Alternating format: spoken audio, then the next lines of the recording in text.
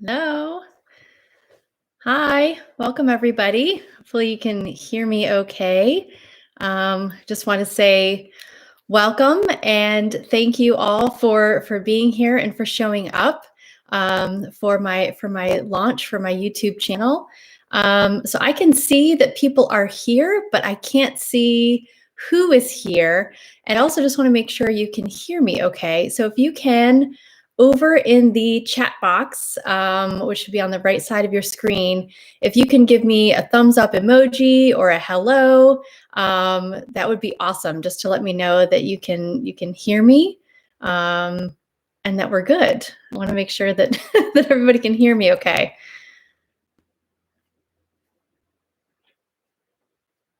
Maybe you can't hear me. Oh, I got a thumbs up. Cool. Thank you. Thank you. I didn't want to keep talking and rambling if you weren't hearing anything I was saying. So thank you for the thumbs up. And again, thank you all so much for showing up. I know everybody's busy. I know this is your lunchtime. So thank you for showing up and for being here. And thank you so much, everybody who subscribed to the channel before it even launched. When I checked a little bit ago, it was up to, I think, 93, which is amazing. So thank you all so much. I really, really appreciate that. Before I dive too much more into things, I just wanted to give a little bit of housekeeping info. So again, like I said, I can see that people are here, but it's helpful, that people have kind of chimed in on the chat because I can't really see who all is here otherwise. So that's really helpful. And if you have a question or if something goes wonky with the technology, just put something in the chat so I know. And the plan is I'm going to spend a little bit of time chatting about the inspiration for the channel and what the focus of the channel is going to be. And then we'll have a little bit of time for Q&A and then some giveaways. So I'm really excited about all of that. And I'm excited that you're here. So the first thing in thinking about the inspiration for the channel, why the heck did I take this on? First and foremost, because I'm an educator at heart. I always have been. I probably always will be. I've always either done training or, found some way to be an educator in pretty much anything I've done. And I've actually been an educator. I've taught for over a decade in higher education. So that's always been a part of me. At the heart, I've always been an educator. And I view YouTube as another classroom. It's another platform, a way to share and educate. And as I've talked with leaders really across the country, and even in my own experience, I've seen that there's a lack of professional development opportunities out there for leaders. People are really good at their job and they get promoted, but then they're often not given additional tools to lead. We think that because people are really good at what they do, they're going to be great leaders or managers, but that's a very different skill set that's required to lead. And often we don't give people those tools. There's not those opportunities to learn. And I've learned a lot over the last 20 years, both in terms of my own hits and misses and successes and failures. I've learned a lot. I read a lot, and just really had a lot of opportunity to gain some amazing experience. And I wanted to share that with people. I wanted to share things that I've learned through reading and education.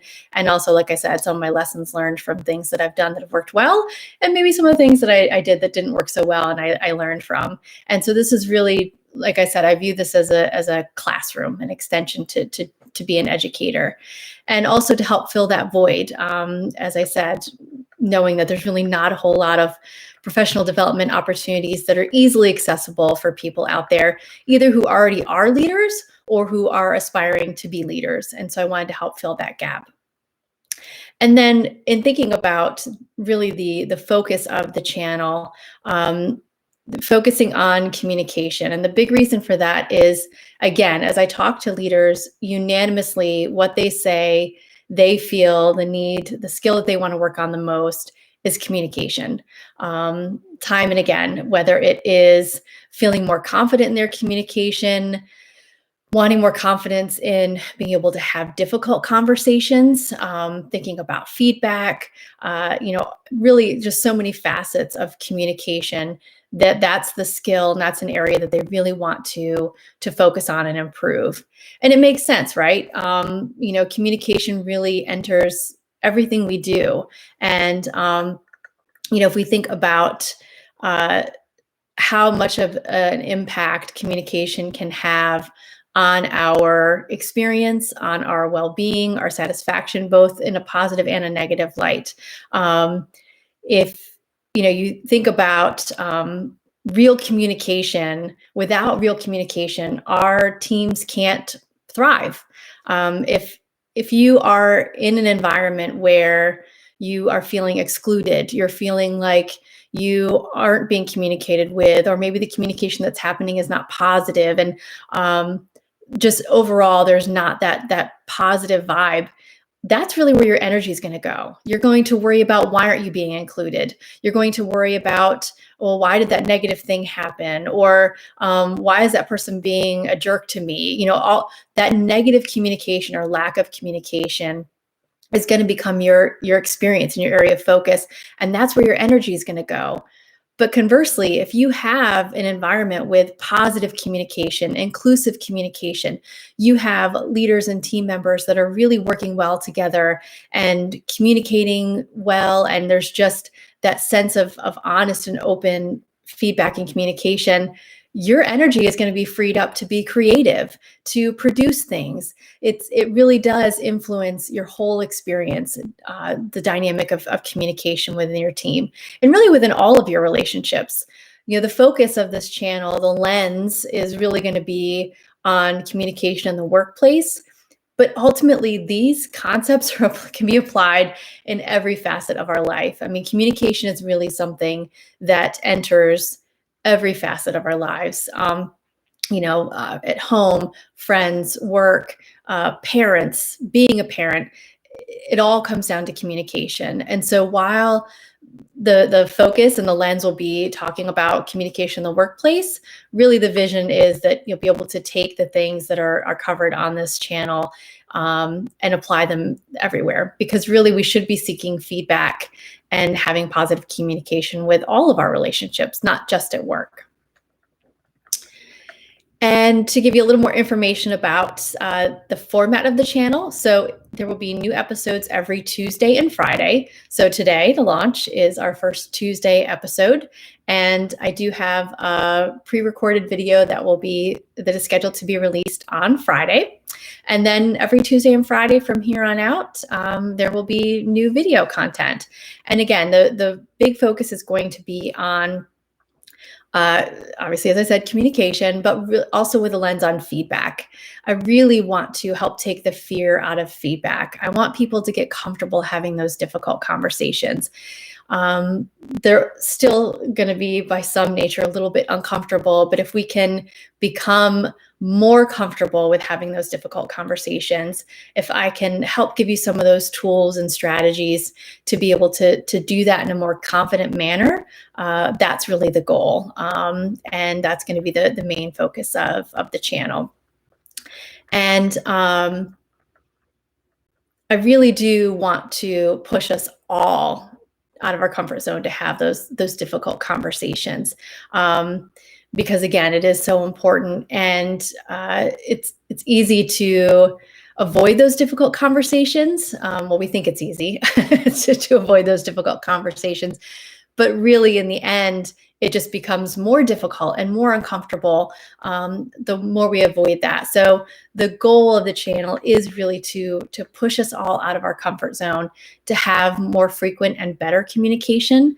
And that kind of leads me to segue into why I chose the name or the concept of courageous leadership and helping you be a courageous leader.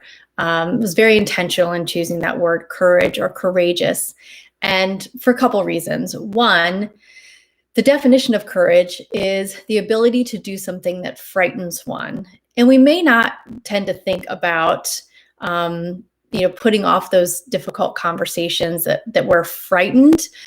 But ultimately, if we really peel it back, that's what it is. We're afraid, we're a little bit frightened of both receiving feedback and giving feedback, and just difficult conversations. And even maybe it's not a difficult conversation, but just taking the effort to communicate. We're often frightened of that. And so the idea of courageous leadership is, taking that courage to step out of the comfort zone and do it, even though it might frighten you. But I also really like the idea of courage when it comes to leadership, because the root word for courage is core, which is the Latin word for heart. And I know it can seem a little, I don't know, to think about leading with our heart. That can sound, some people might think that sounds a little soft, or that might sound, I don't know, not something we really like to think about. We like to think of being leaders, and we have to be stiff and maybe formal.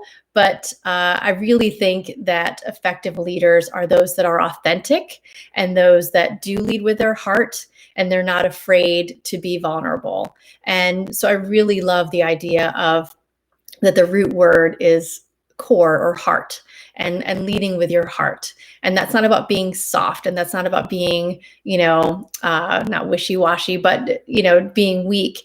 In fact, I think it's the opposite. I think being willing to demonstrate vulnerability is actually a sign of strength, and that is strong. And courage is about being brave. And so this tendency to think that as a leader we can't be vulnerable, I think is really misguided. And I think being willing to lead from that place of courage and our heart, and being authentic, is really where the good stuff happens. That's where people learn to trust you. They learn to respect you. They know that you are somebody that they can go to. And so that's why the idea of being a courageous leader and courageous leadership. So let me just look at my notes here, make sure I'm not getting too far, and I'm not forgetting something or getting too far off track. And I don't think I am. So, okay. So my goal is, I can't remember if I said this in the beginning or not, this would, we'd be done by about 12:30. This would be a half hour. With that in mind, I'd like to move into a couple minutes of question and answer. So if you have a question, if about either the channel or courageous leadership or leadership in general, or if you don't have a general question, is there something that you feel is a challenge either for you, like you feel that it's a leadership challenge that you experience, or maybe something that as you have worked with people, that you've seen that it's you see that challenge from leaders within your organization or your bosses, maybe something that you've noticed. So if you have a question, or your biggest challenge, or your concern, what's something that comes to mind? Okay, so we have, what if I'm not a top leader or manager in my organization? How can I promote this feedback culture? Yeah, that's a really good question. And that's one, actually, so I do a free training, a free webinar, usually each week, and on the 4 steps to cultivating feedback. And that was a question that came up when we did the training recently, was the idea of, okay, so what do? You want to help cultivate that culture, but you're not the top boss, you're not the top leader, or one of them. So what do you do? And I, in thinking about that question, and my advice was thinking about your sphere of influence. So think about one, what can you do to role model that positive communication and feedback? And if you can yourself, to the best that you can, role model that willingness to receive feedback, to give feedback to the extent that you can. And also just think about the team members around you and your sphere of influence. What can you do to help cultivate that? It is hard if you have leaders either that aren't on board, or maybe adversely just really aren't, maybe they're not even just not on board. They're really not going to help promote that culture. That is difficult. So I recommend to people to, again, focus on their sphere of influence, think about their immediate people around them and what they can do and how they can role model that behavior to the best that they can. And ultimately, I think people will start to see that, and hopefully that will have a ripple effect, and you can start to see some of that change. But yeah, it's a difficult situation, and it's a very fair question. And now I'm going to have to probably put on my readers because this chat is very small. So communication is more challenging than ever with the recent shift to remote work. Given this reality, how can we effectively check in with team members? Yeah, it's interesting that, in the last couple months, a lot of places that didn't have remote teams or remote work with this lovely global pandemic, have been forced into this situation. And so communication is something that we need to be intentional about anyway, every day, but especially, when in this shift, thinking about how can you be intentional about really communicating with your team. And I think, and I did post a blog post about this, I think it was last week, thinking about the questions you should be asking your team. And I think that's outside of saying that, yes, take advantage of email and text and phone and video conferencing and all the technology that we have at our fingertips now to help facilitate that dialogue. And yes, we should be keeping team members updated. So give them updates, keep them informed, share information. But I think one of the biggest things that we can do as leaders right now, in addition to giving information, is making sure that we're soliciting and receiving information. I think it's very tempting for leaders to just churn out updates and send that information out, and not always be intentional and take the time to really check in with team members and say, how are you doing? What challenges are you facing right now? Are there things that I could do for you? Is there something I could do or something that I could take away that would help you right now, would help you be more successful? Really taking the time and being intentional about asking your team members how they're doing. And so when you check in, it's not just all right, are you busy enough? Are you producing enough? But really checking on them as a person. And that's really critical right now. But I don't think that should end once things return back to whatever new normal they're returning to. I think we still need to be intentional about really checking in with people that way as well.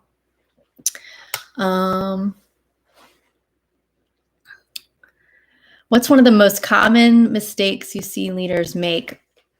I would say, thinking about that, I think one of the most common mistakes is, getting back to this idea of not wanting to appear vulnerable and not being willing to say, I don't know.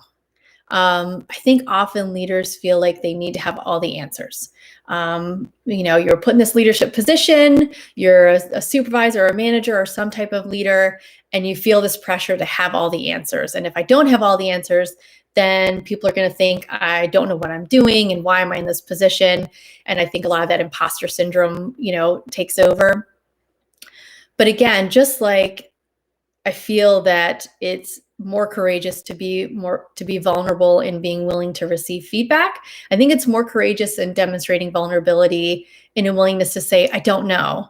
Let's figure this out together, or I'll find out for you, or whatever the case may be. But this fear of being afraid to say, I don't know, or show vulnerability, we tend to think of that as a sign of, as a weakness. But I think people are going to trust you a lot more if you're willing to say when you don't know something than if you sort of know and you pretend you know, and you maybe know 20% and you make the other 80% up. people are eventually going to figure that out, and then you're going to lose that credibility and that trust. And so it's much better to just admit from the get-go that how much you don't know, and being willing to learn and grow. It not only helps establish that trust, but it's a good example for your team as well, that it's okay for them to not know and to find something out.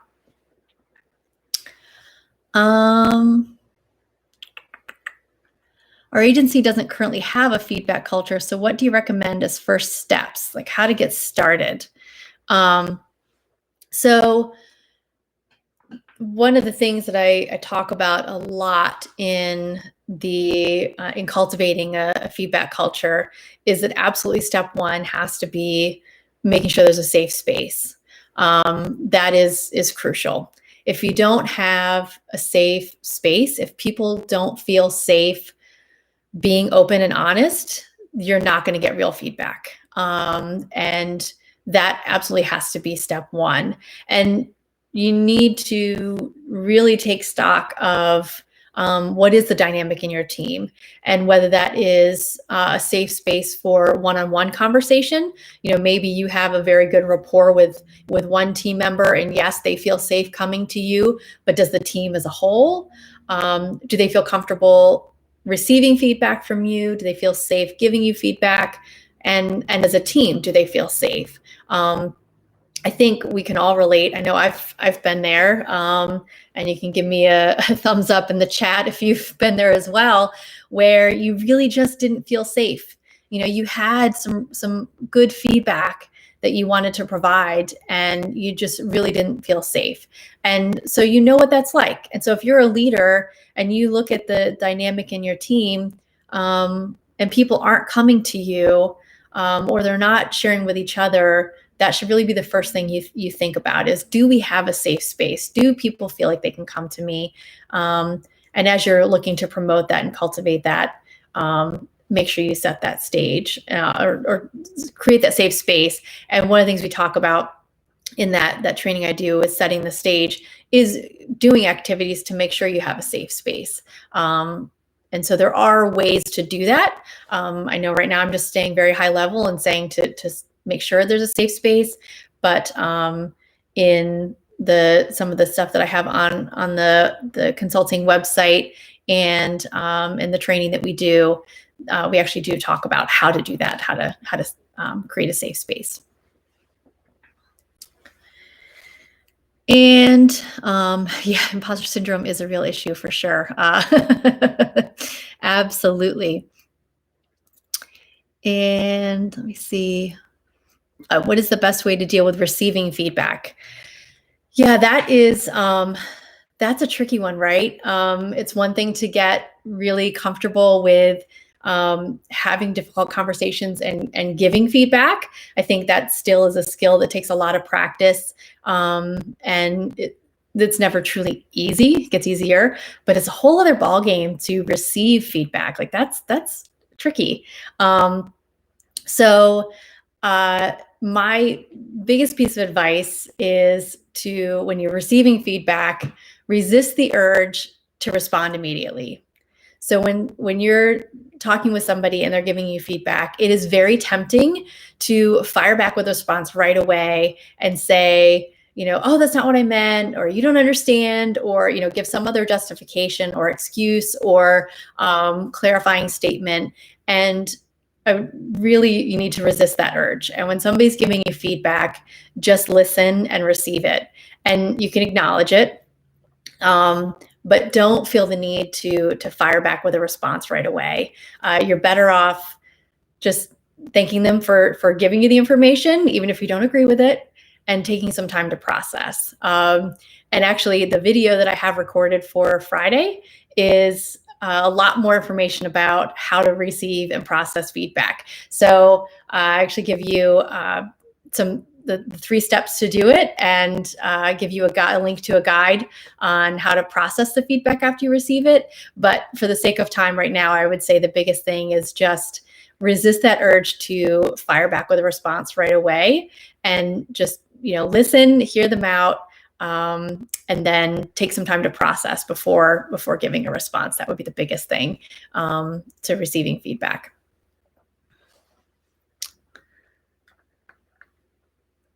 Yeah, exactly. If people are not comfortable with a safe space, you're not going to get the true feedback. That's absolutely right, and that's ultimately what we want, right? Okay, so we have about 5-ish minutes left. Again, I want to be sensitive to people's time. So before we get to the giveaways, and I know I said in the promo that we were going to have 2, but I actually have 3. So before we get into that, I want to just mention something really quick that I'm very, very excited about. Again, in the realm of professional development opportunities, this is going to be a space where people can access what I think are good ideas and strategies and leadership tips for free. And I'm really excited to do that, to have this platform. But I also recognize that people may want a more formal structure and an opportunity, and something that they can have more tangible curriculum and takeaways. And so I'm really excited that I'm launching the Courageous Leaders Academy. That's going to launch next week. It's a 6-week online program, and it's going to delve into a lot of the things that we talked about today, but so much more. And one of the other things that I've heard a lot from people when they talk about wanting professional development in this area, in leadership and communication, is having a peer support network where they can share ideas and talk through things together and again, in a safe space. That's something that's really important. And that's difficult. If you just go to a one-day workshop, you can get some really great information, but then you might make some connections, but you're kind of then done for the day. So I thought having an opportunity to, one, be online, because we kind of have to be right now, but also creating a space for that peer network would be so valuable for people. So with the Courageous Leaders Academy that is launching next week, we will have both. So there will be live trainings once a week with me over the 6 weeks, and live Q&A. And we also will have a peer support network. So you can have that space to connect with people and talk through things in a safe way. It is valued at $5,000, and it's normally $2,000. But because of everybody having financial hardship right now, or a lot of people, it's been priced at $1,000. But as to celebrate this launch, because I'm very excited about this launch, to celebrate it, until midnight tomorrow night, it's only $500, which I know only, but that is a hugely discounted price. And I'm really excited to be able to kind of celebrate this launch and offer it at such a discounted rate. So it's only $500. I will have the link to this in the show notes, and you can also find all the information at SLR Leadership Consulting. And if you go there between now and midnight tomorrow night, you can get it for the $500 rate. But I'm really excited that, so like I said, I have 3 giveaways for today instead of just the 2. So one is an Amazon gift card, a $25 Amazon gift card, because Amazon, and we have to order pretty much everything online, right? But I'm also giving away 2 scholarships to the Courageous Leaders Academy that will be starting next week. So 2 full scholarships. I'm really, really excited about that. And I'm just wanting to really share this with people. So I'm going to have 2 scholarships. So if you are still here and hanging around, I can see the numbers, but I can't tell who all is here. If you're still here, I have a random number generator. I have random numbers. Give me a yes or a thumbs up or something in the chat so I know you're still here. And I'll give just a couple seconds for people to do that. And then I will announce, based upon the random numbers, the 3 people who the person who's getting the Amazon gift card, and then the 2 scholarships. And what I'll do is I will message you after this is over and get your email address, and we can connect to get you the details so that you have that information. So I'm going to give a couple seconds here for people to say, hey, thumbs up, something, just to let me know you're still here. And then we will pick our apply the numbers. People are being, oh, they're coming in. Okay, I was gonna say people are being shy because I can see there's more people here than than people who've given me some kind of response.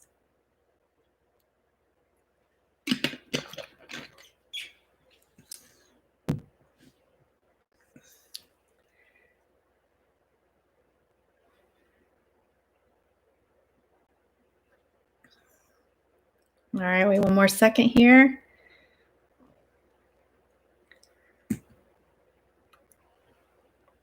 Okay, so for the Amazon gift card, that was number, let me see if we have enough of the responses. Let's see, that was number 8. So that is, let me count. That is our most recent thing. So that would be, and the other 7, which is Bill Nixon. So those are our winners. So I will message you 3 after this session and get your email addresses so that then we can connect and I can get you the details for what you need.